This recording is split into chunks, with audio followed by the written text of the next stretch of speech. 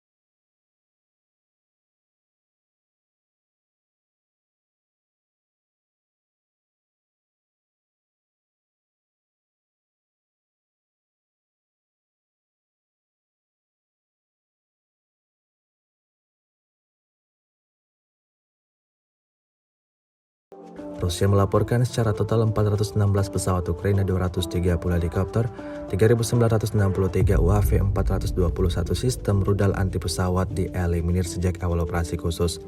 Sementara itu dari kubu Kiev, Kementerian Pertahanan Ukraina melaporkan 620 tentara Rusia dieliminir dalam sehari terakhir.